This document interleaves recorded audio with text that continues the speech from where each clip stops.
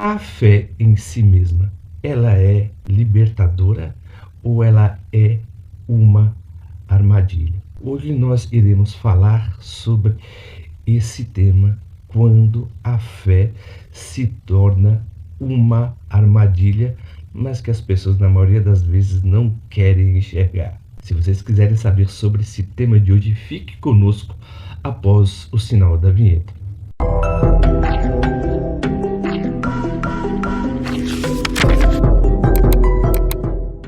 Será que existe fé inteligente? Sim ou não? A fé, ela se baseia aonde? Aonde nasce a fé?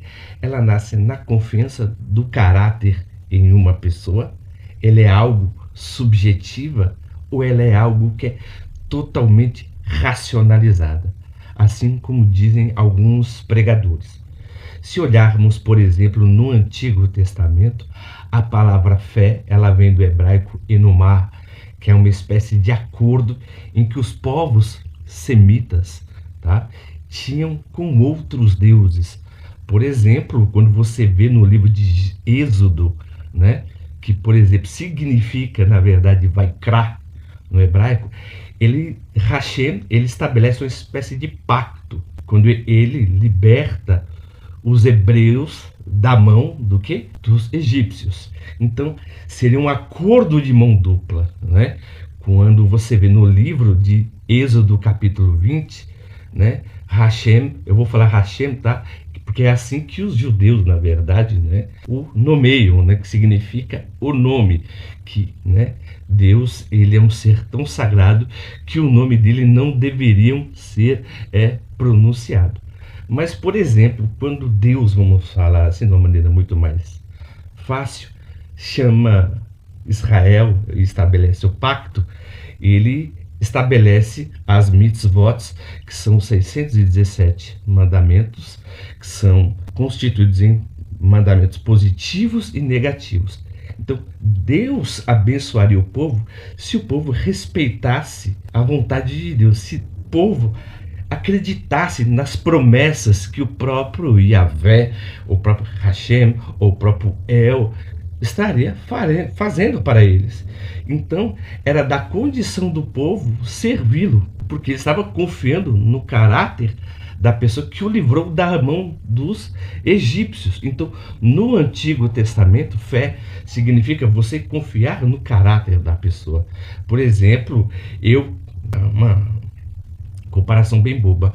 Por exemplo, eu liberto alguém de um determinado problema e eu falo bem assim, você tem que acreditar em mim agora, tá bom? Porque eu te livrei de alguém que oprimia.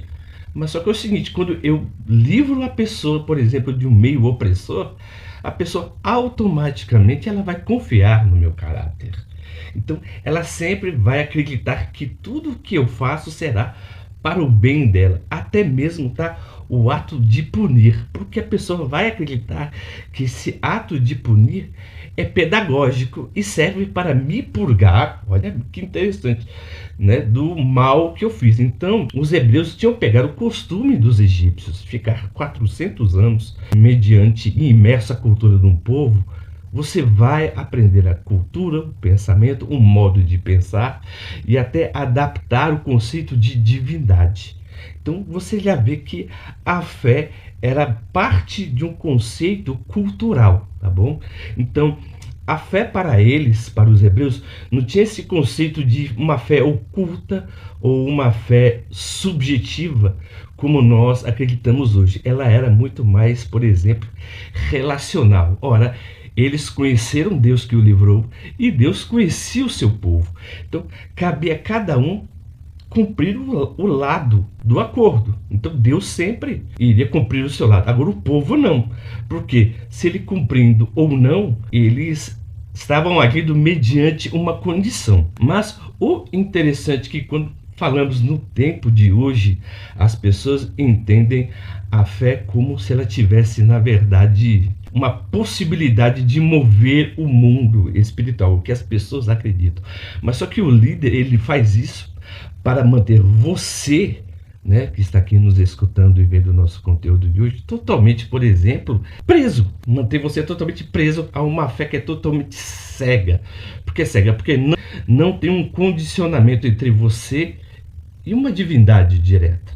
Mas sim você está sendo mediada por uma espécie de um intercessor, que seria também no caso de Moisés.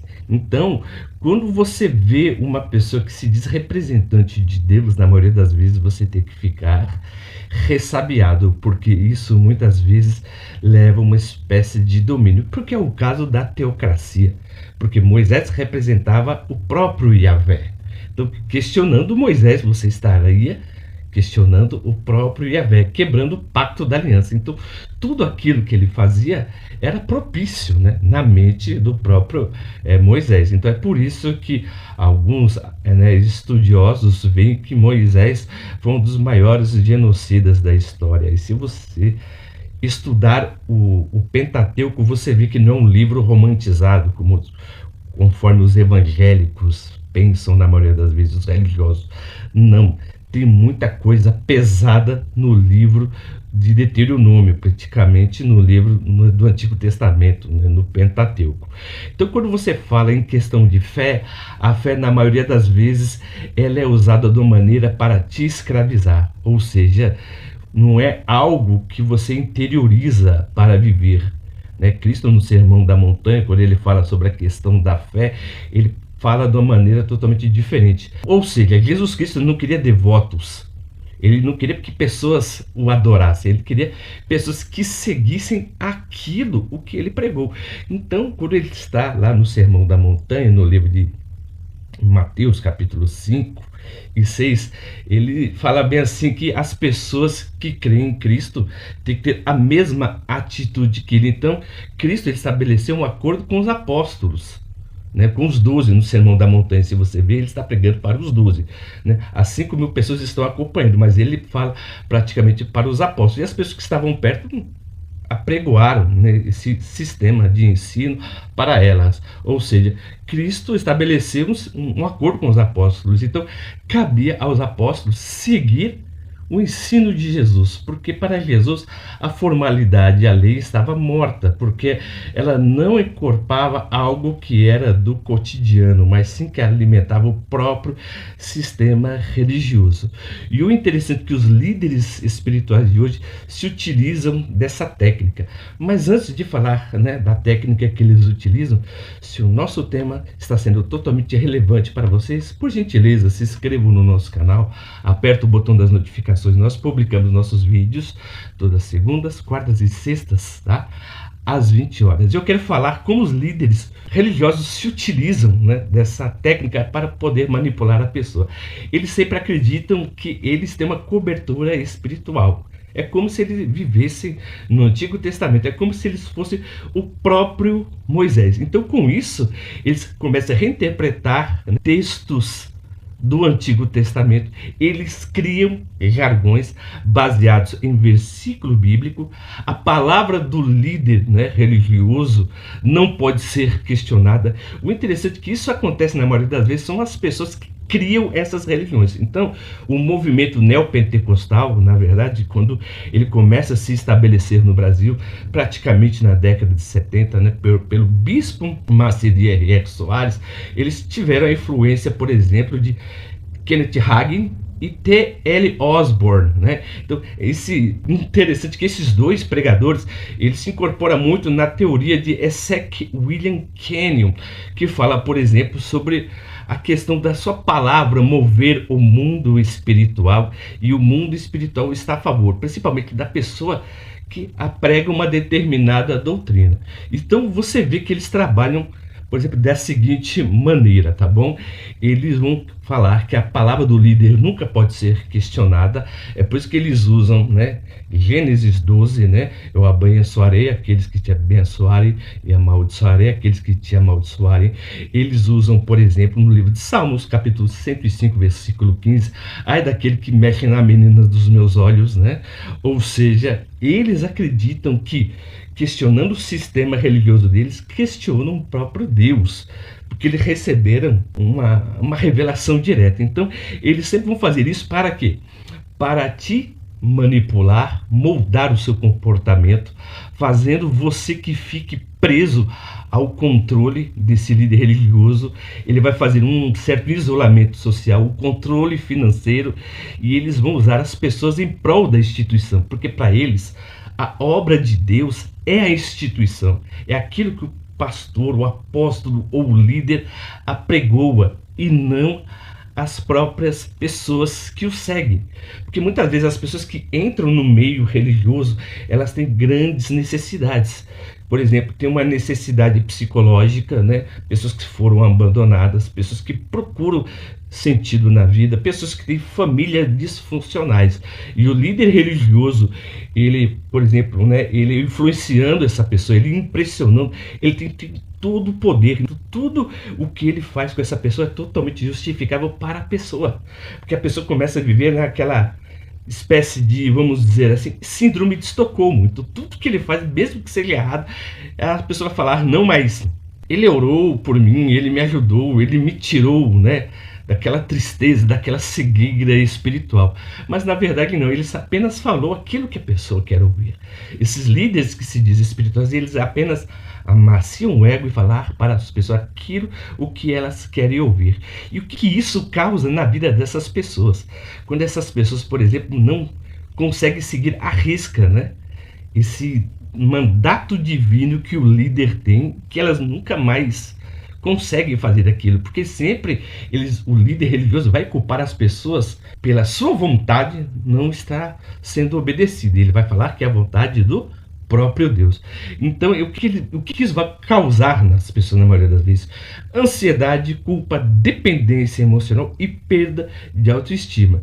Então, o líder religioso, na maioria das vezes, ele sempre dá esses sinais de alerta. Por quê? Porque eles exigem muito de você, né? E também não te oferece nada. É como se o Deus dele, que é o próprio ego, está sempre vazio, sempre insatisfeito, sempre querendo mais. E Deus, na maioria das vezes, ele está sempre vinculado ao poder, à soberania, ao status. Então, para esses líderes religiosos, Deus está aí.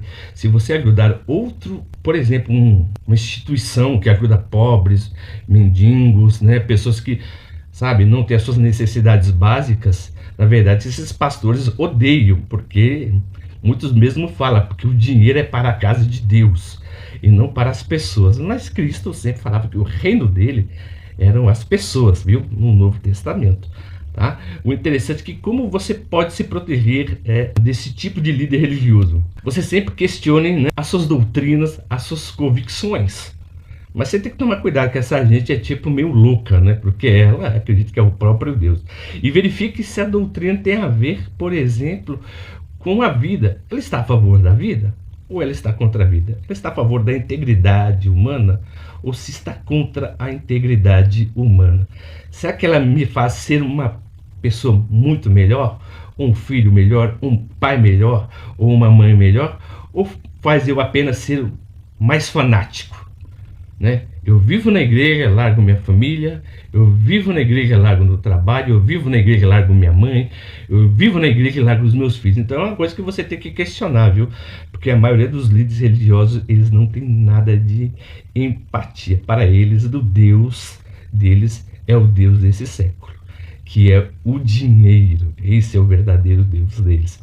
Se vocês gostaram do tema de hoje, ficaram conosco até o final, e se o nosso tema foi pertinente para vocês, por gentileza, se inscreva no nosso canal, aperta o botão aí do joinha aí e se inscreva. E como sempre, eu agradeço mais uma vez o carinho e a atenção de todos que ficaram conosco até o final deste vídeo, e até a próxima.